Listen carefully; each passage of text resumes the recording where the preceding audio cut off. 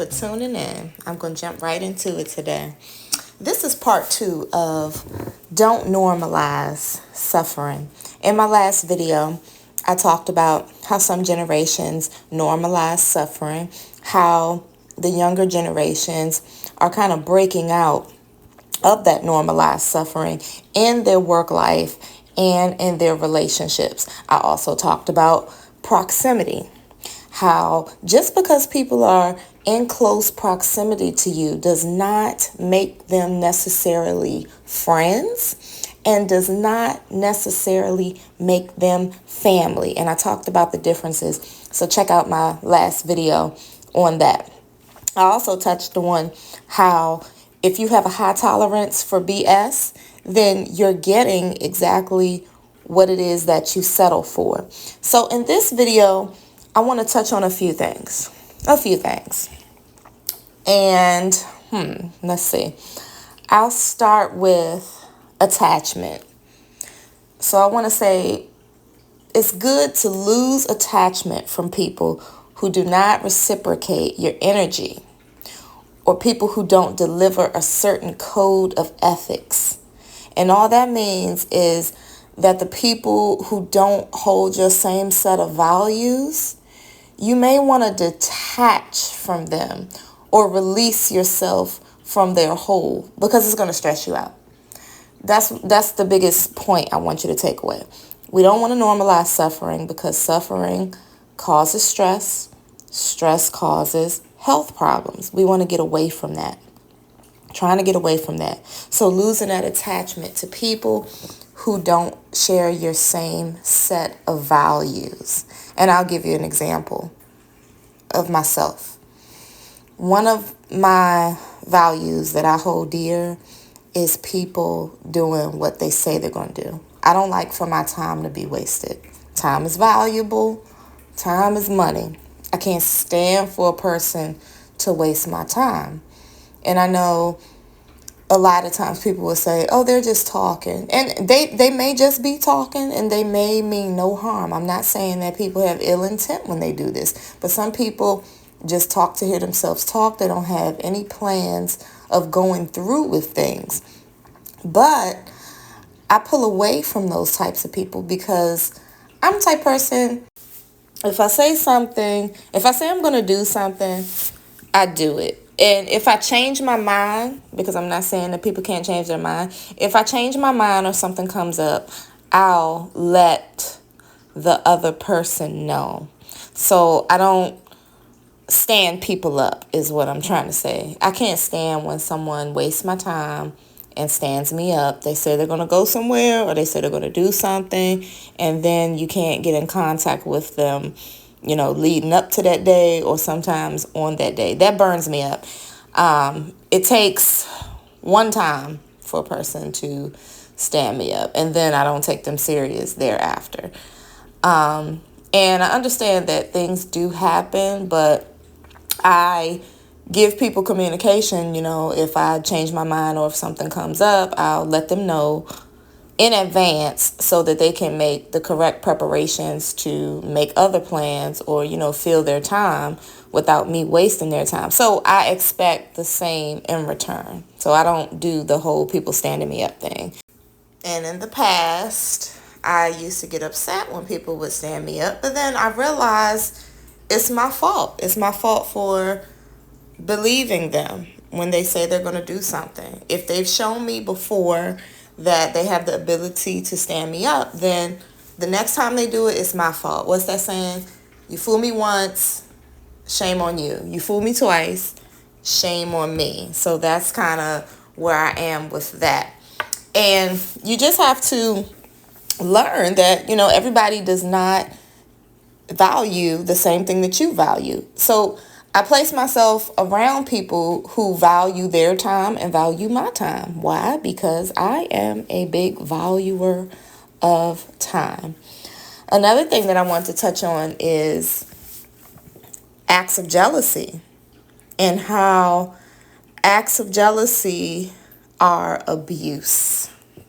Jealousy is abuse because it's a strong emotion. And I find that it builds up over time and it's nasty and it could turn into envy.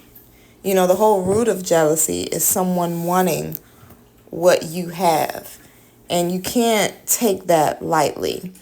When it turns into envy, then it's someone wanting what you have and they don't want you to have it.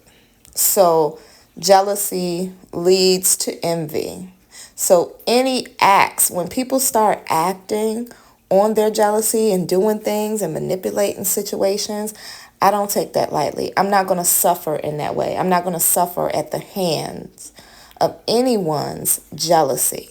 So I remove myself from those type of people. See, you have to be able to pinpoint what it is that a person is offering you, the experience that the person is offering you, and decide you don't want that and remove yourself from those people or out of that situation. Just like when I say I don't like people wasting my time, that inconsistency is toxic to me. The ghosting and the no-show, that's to me is a toxic trait because it says to me, you're not worthy of my communication or I don't owe you an excuse. And just as that's toxic, those acts of jealousy that people display, that's also toxic. That's abusive and toxic. You don't put people through that you care about. So if you care about someone, you're not providing those low quality experiences for them, if that makes sense. Which leads me to my next tip. Some people get upset when you go off script. So everyone has a role to play. You play your part. You play your part in this world. Play your role. Stay in your lane.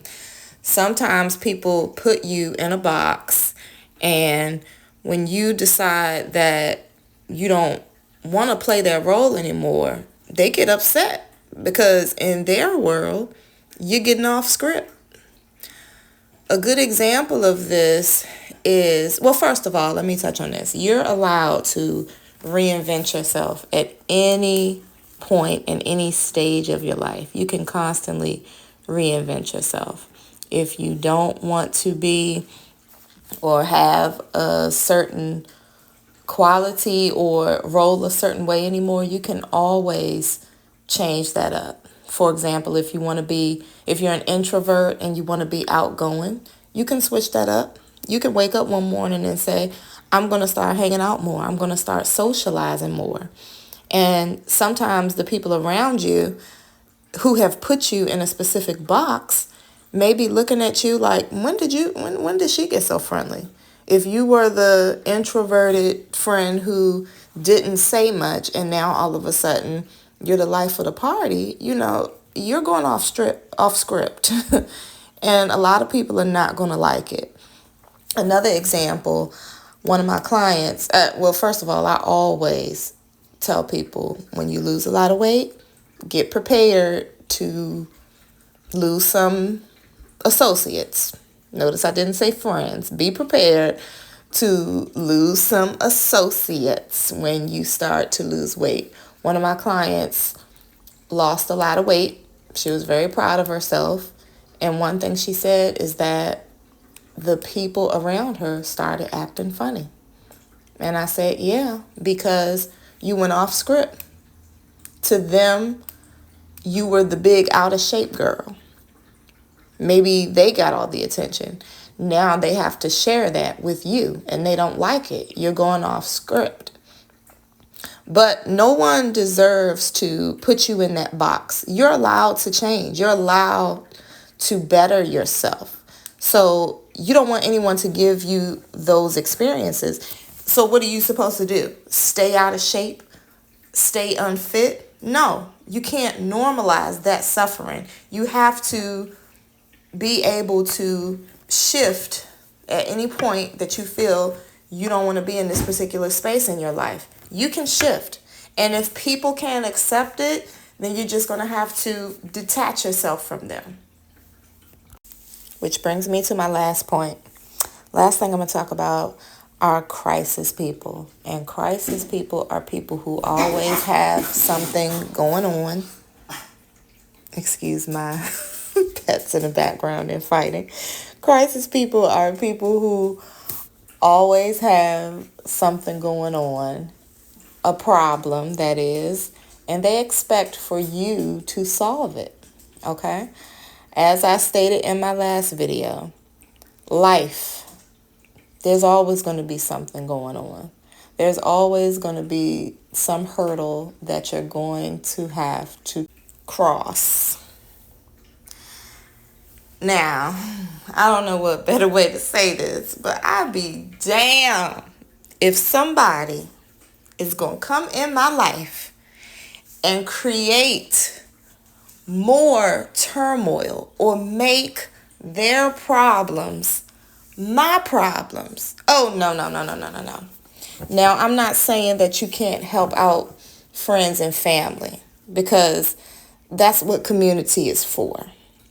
But some folks get into the pattern, and crisis people, this is who I'm talking about. Crisis people get into the pattern of being lazy and not even attempting to solve their own problems because they latch on to an enabler.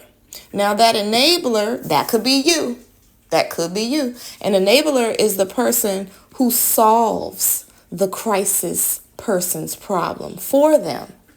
They don't even have to try. It's good to help people who try, but it's enabling to get into a pattern of always playing the role of helper to people who are not trying to help themselves. And that's all I have to say about that right now. So if you need help, please visit my website at www.kluxcoaching.com, book a one-on-one consult, or purchase the ebook, Bouncing Back After Breakup. Again, thanks for tuning in, and I will talk to you guys later. Bye.